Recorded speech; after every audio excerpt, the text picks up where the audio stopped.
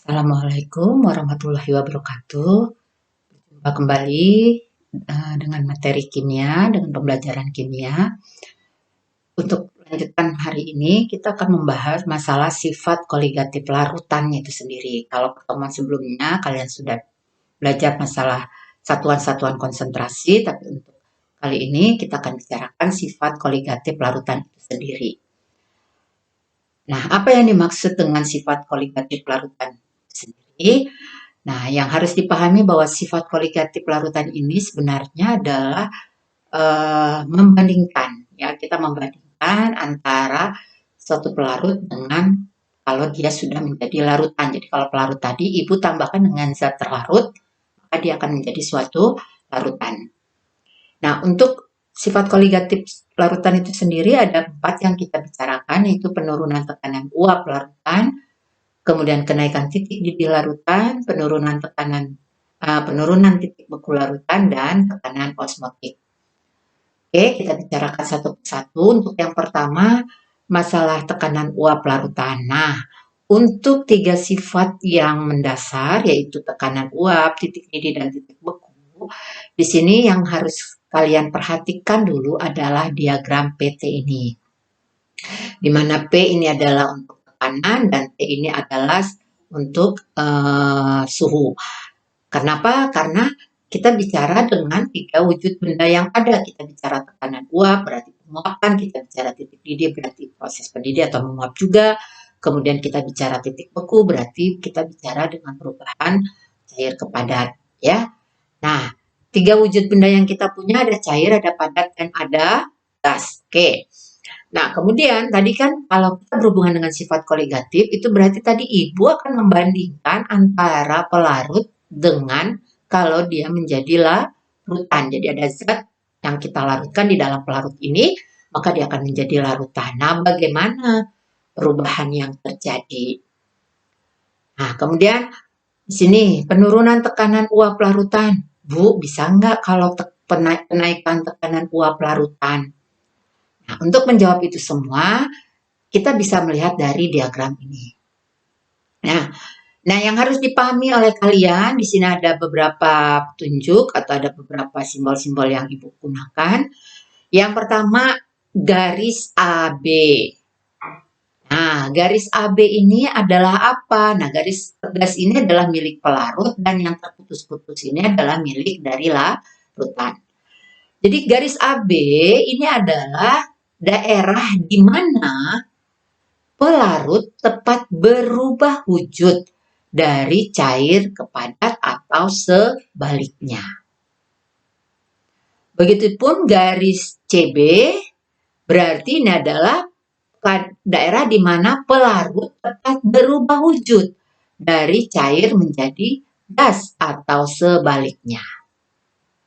Nah, jadi ini adalah daerah untuk si pelarut. Sementara untuk larutan, tepat berubah wujud dari cair ke padat atau sebaliknya, untuk larutan itu ada di garis DE ini. Ya, di garis DE ini.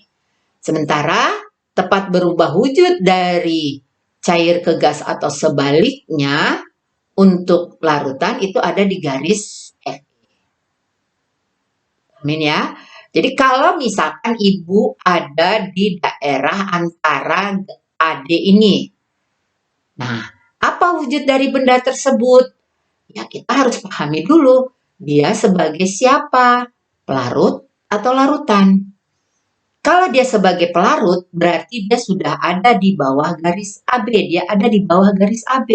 Berarti di bawah garis AB itu adalah adalah wujud dari padat untuk pelarut. Ya. Sementara kalau dia sebagai larutan, nah dia ada di atas garis DE. Berarti di atas garis DE ini sudah merupakan wujud cair. Jadi kalau dia ada di daerah antara sini, ya dia bisa berwujud padat, bisa berwujud cair, tergantung dari siapa dia, pelarutkah atau larutan. Nah, kemudian sekarang masalah penurunan tekanan uap larutan, berarti kita bicara pada tekanan yang diberikan pada proses penguapan. Penguapan berarti cair menjadi gas.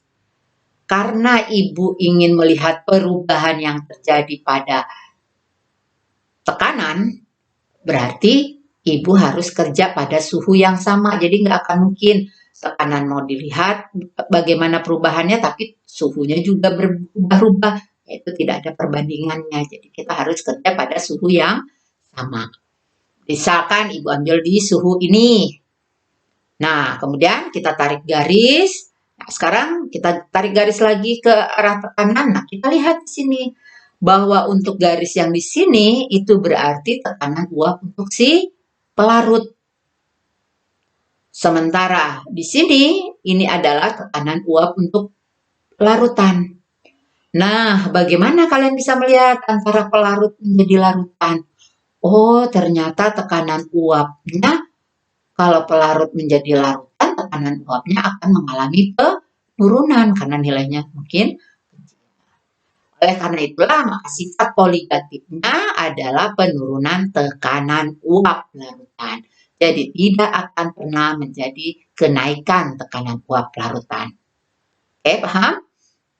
Oke, kemudian lambang yang dipakai di sini P0 berarti itu adalah tekanan uap pelarut dan P adalah tekanan uap larutan, sementara delta P berarti adalah tekanan uap pelarut dan yang lebih tinggi dikurangi tekanan uap larutan.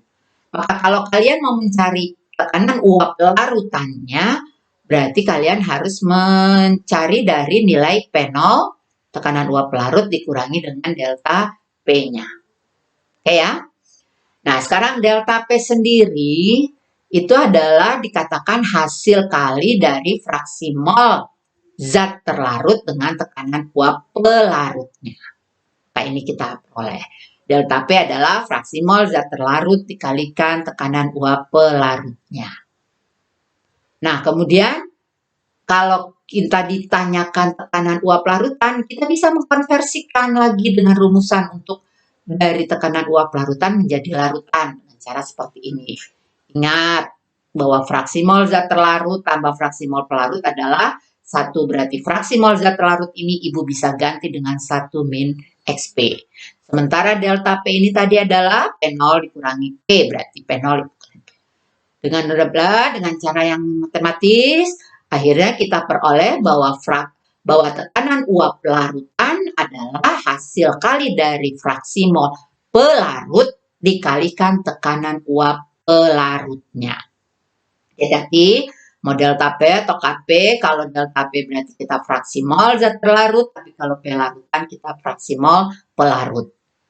Nah, untuk di tekanan uap larutan ini kita tidak usah mewajibkan menggunakan satuan atmosfer, tapi silakan satuan yang digunakan adalah sesuai dengan soal yang diberikan. Kalau dia dalam tor ya tor, kalau dia dalam atmosfer ya atmosfer dan sebagainya. Ya, nah di sini ada contoh soal, kalian mungkin bisa pelajari, bisa lihat dapatannya. Nah mungkin nanti kenapa harus dapat seperti ini dan sebagainya, kalian bisa pelajari terlebih dahulu. Ya, oke. Kemudian